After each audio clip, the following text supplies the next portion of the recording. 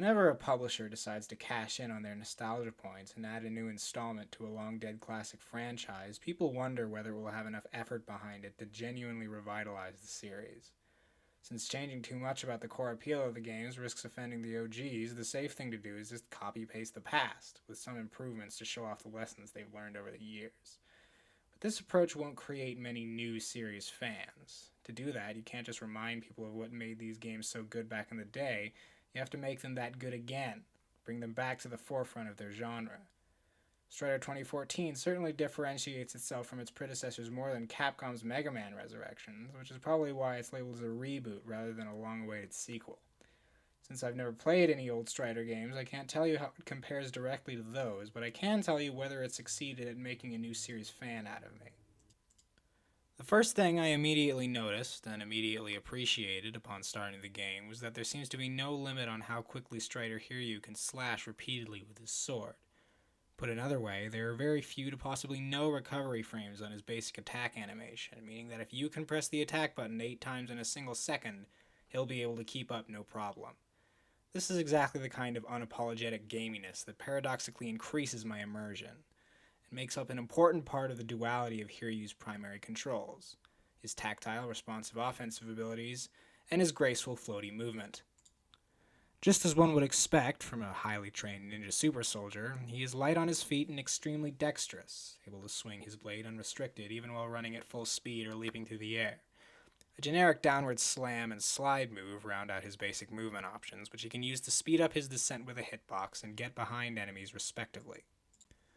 Later on in the game, he gains access to a double jump, as well as a sort of slingshot ability, allowing him to fire himself in any direction both on the ground and in midair, but all in all nothing outside of the industry standard.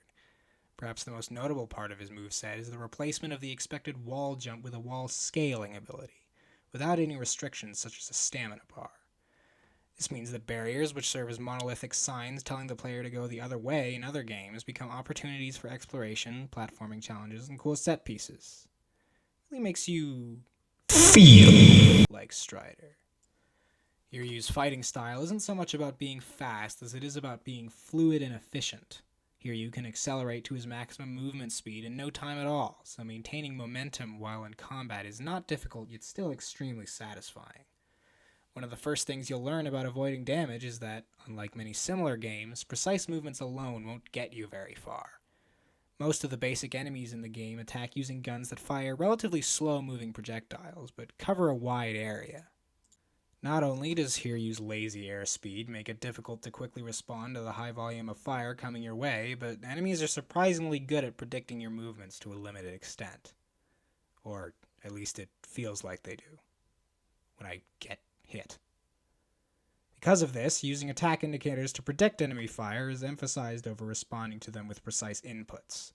Being aware of your surroundings in order to always know where both you and enemy projectiles will be in 2 seconds is crucial on hard difficulty, which necessitates the extended, highly readable charge times on foes' long-range attacks. Ideally, a skilled player will weave through enemy fire by thinking ahead to minimize the damage they take, but because tackling every encounter so methodically as to avoid all damage can easily become draining, every enemy drops health upon death proportional to the danger they present to the player, in addition to regular health refill boxes spread across areas. This means that mistakes can be quickly rectified simply by playing better, and conversely, that by playing well, players can earn the right to be reckless part of the time. And playing reckless is tempting, as most of the fun I got out of the game came not from defeating individual enemies, but from clearing rooms as quickly and efficiently as possible. Each new offensive ability Hiryu acquires opens up possibilities for killing things faster, but that's just the problem. Too many additions to his arsenal learn nothing more than ways to kill things faster, and not in very interesting ways. Notable exceptions to this are the freeze and reflect cipher, but other than that, his gadgets are pretty one-dimensional, without much thought given to how they might synergize with the rest of his kit. You just kind of toss him out there, like a Pokemon that only knows one move. If my Talonflame can use Fly to get me around the city, then why can it only use Brave Bird while in battle? Since the devs felt the need to give Hiryu so many extraneous bells and whistles to flesh out their combat, why didn't they go overboard with it? The excessive amount of combat options, especially considering the 4 cipher types bound to the D-pad, is clearly at least partially inspired by Devil May Cry, but what makes DMC fun isn't just that Dante can do a ton of cool moves. It's the fact that every one of those cool moves can be changed into another, and another, and another, and then some more, so that when you familiarize yourself with everything Dante can do, you can pull off some god-tier shit. You just don't get that in Strider. Look at this pitiful launcher move. It's like the game is taunting me, daring me to find some cool way to follow up on it, but there's nothing. I guess you could freeze them midair with the Ice Kunai and then have Talonflame blast them. That's kind of cool. But that's about the extent of what you can do to style on your enemies. Don't try to tell me that Striders are ninjas. They're not supposed to be flashy. Then what the fuck is this for? This was originally a scarf, but now it's a hologram. But it moves like a scarf, and the end of it is wispy like a gas. Point is, pressing Ice Beam a couple times might be just as effective, but setting up Hail, switching to Snow Cloak Frostlass, and then destroying something with Blizzard makes me feel cooler. I'm not asking for DMC levels of depth or even for extra stuff to be particularly good in-game. Just add some secondary functions to Hiryu's gadgets so I can feel like the skill ceiling for using them is higher than my knees. Strider 2014 also faces a sort of Mega Man X-style difficulty issue with its collectibles. Scattered across the game world is several optional upgrades to Hiryu's max health, energy, and energy recharge time, each of which has the potential to destroy the precarious balance of power between the player and the challenge before them.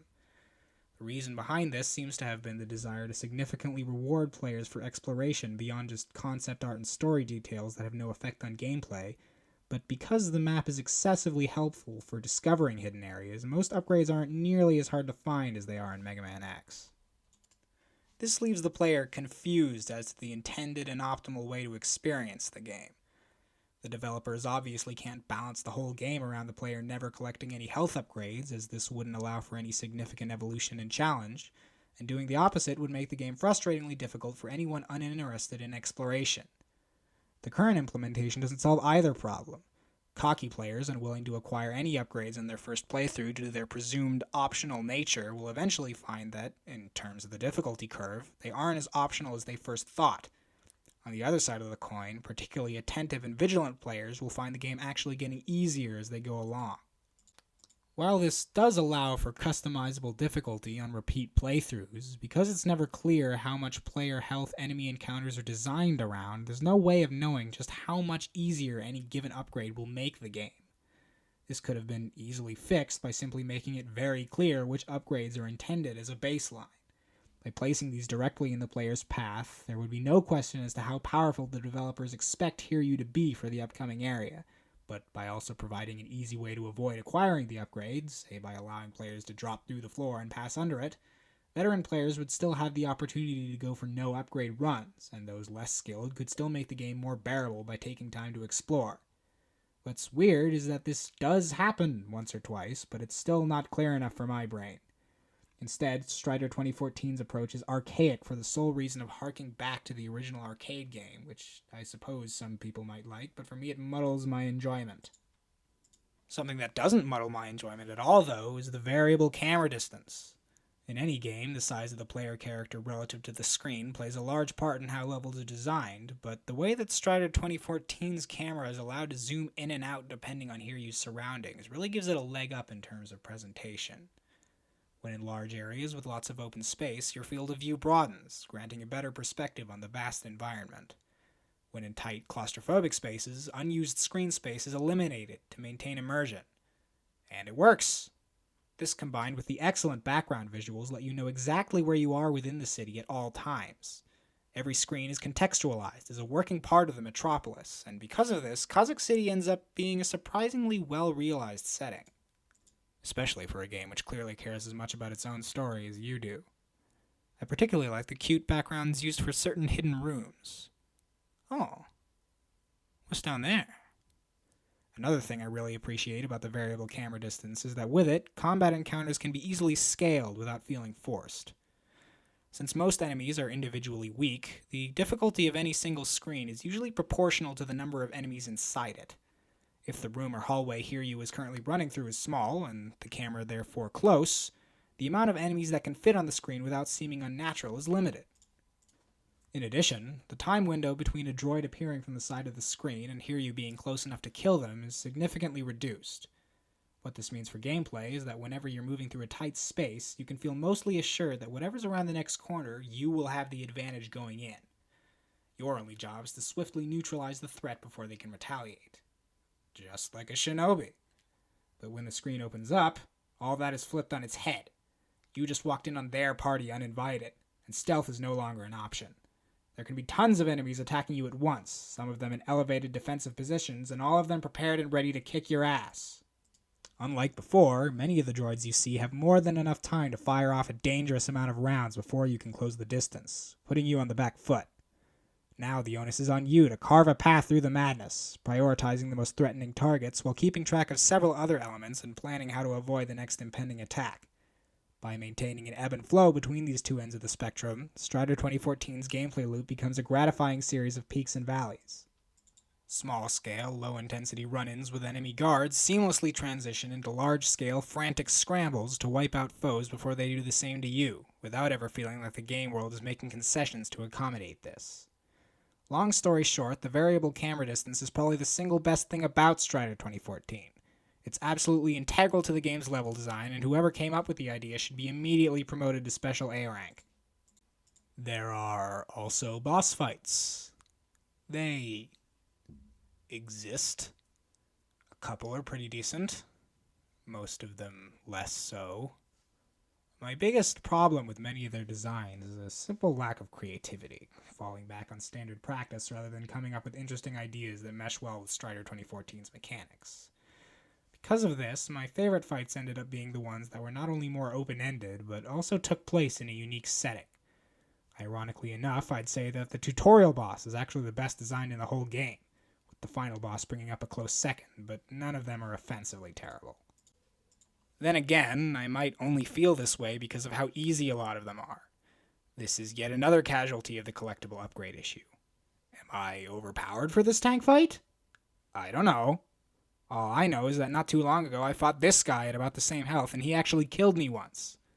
For whatever reason, the boss designs overall feel like one of many aspects for which the words, "meh, that'll do," were uttered by someone in charge. How many different basic enemy archetypes? That's enough. New Game Plus? Nah, don't bother. Beacon runs that have to be first unlocked by finding hidden collectibles in the main game? Just copy-paste an existing area and change the enemy placement. Magnetic cipher? It's fine! All of these things are fine individually, but combined, they give me the sense that Capcom didn't really care how well this project would turn out past a certain point of satisfactory quality. And I can't blame them. There wasn't exactly a large public outcry for the Strider IP to see a return to form. Strider 2014 expands on the series' foundations enough not to seem lazy, but not enough to make people want more, and that's probably exactly what Capcom was going for. It reviewed well when it came out, served its purpose of satisfying the hardcore fanbase, and then gracefully faded into memory. In this way, the game could be seen as a resounding success, so I'm going to give it a greater metatextual purpose theoretically served out of 10. As for whether or not it made a new series fan out of me, like I said, it achieved its goals. So no. If it had, then I would be eagerly awaiting the next installment in the franchise, thereby placing a burden of expectation upon Capcom's shoulders to eventually follow up on the demand they had created. Since the reason behind Strider 2014's existence in the first place seems to have been to relieve Capcom of that burden, I would have had to knock some points off that score I just gave it. While it's not great as a game, as a part of Capcom's portfolio, it's not bad at all.